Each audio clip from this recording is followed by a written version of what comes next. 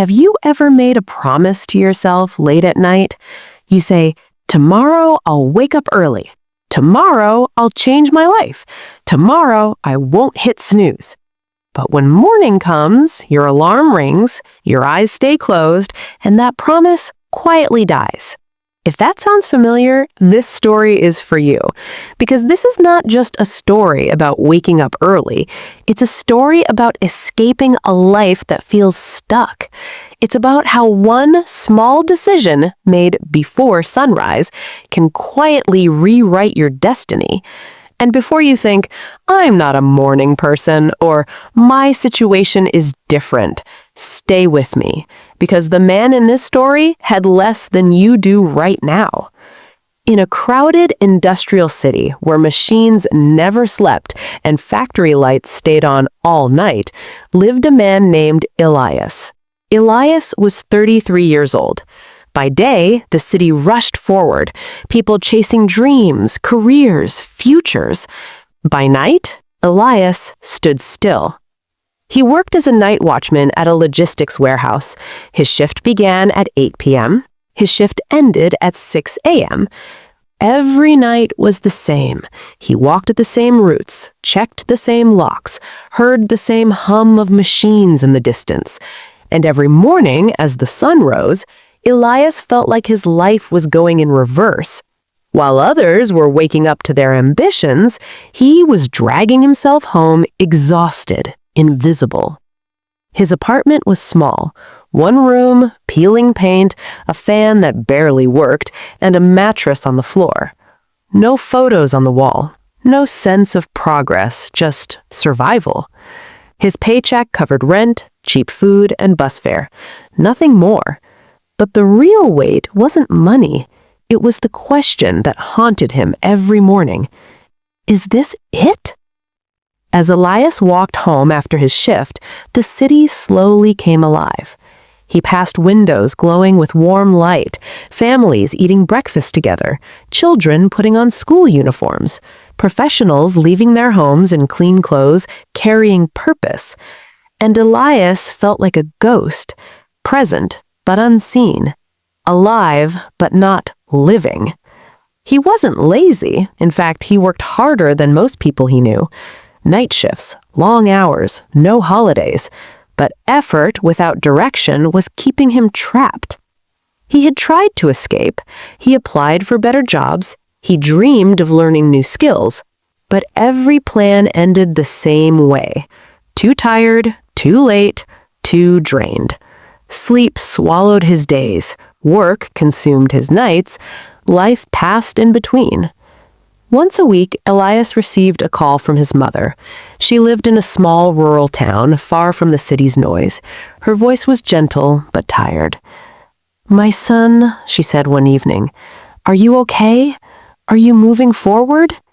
Elias smiled even when no one could see it. "Yes, Mama, things will change soon."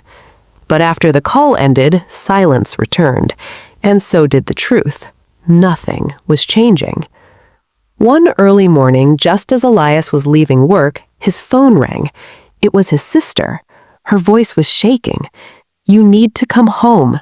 Mama collapsed." Time froze.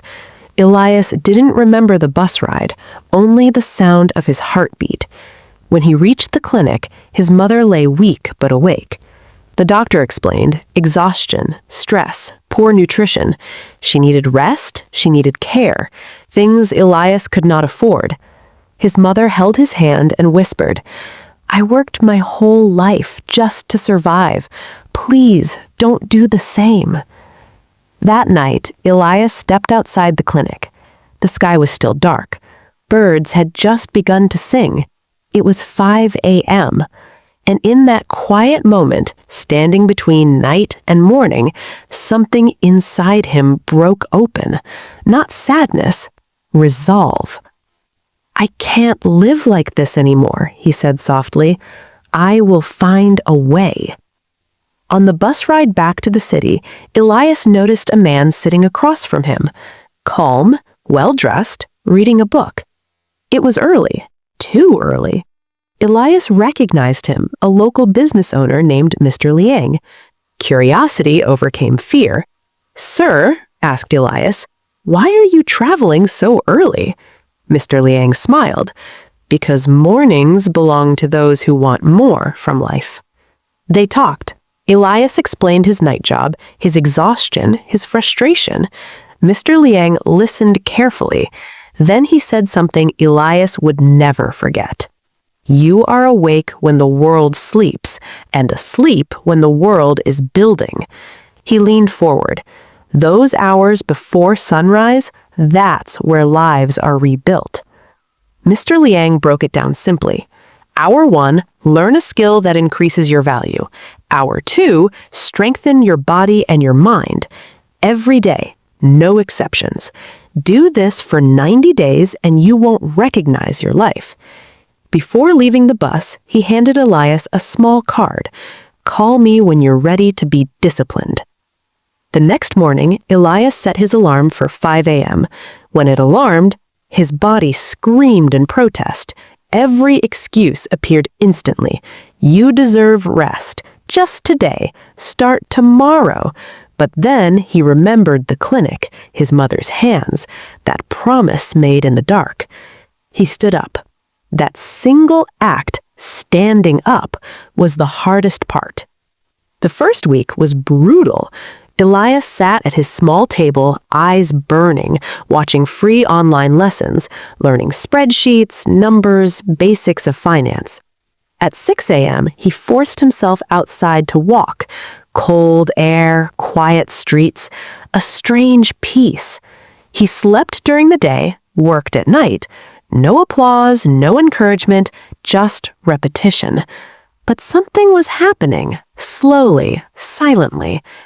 Around day 21, Elias woke up before his alarm. His body had adapted. His mind felt sharper. He was no longer fighting the morning. He was claiming it. Skills began to stack. Confidence followed. By month 3, he applied what he learned at work. Simple systems, clear organization. People noticed. Opportunities appeared where none existed before. One afternoon, Elias was called into the office. A new position, day shift, better pay. Not because of luck, because of preparation done when the world was asleep. That night, Elias didn't celebrate loudly. He simply set his alarm for 5 a.m. because he understood something now. Success isn't a moment, it's a habit. If you're watching this right now, you still have a choice. You can hit snooze tomorrow, or you can stand up. You don't need talent. You don't need permission.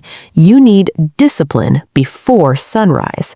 Set your alarm, choose one skill, protect your mornings. Your future is awake at 5 a.m. The question is, will you meet it?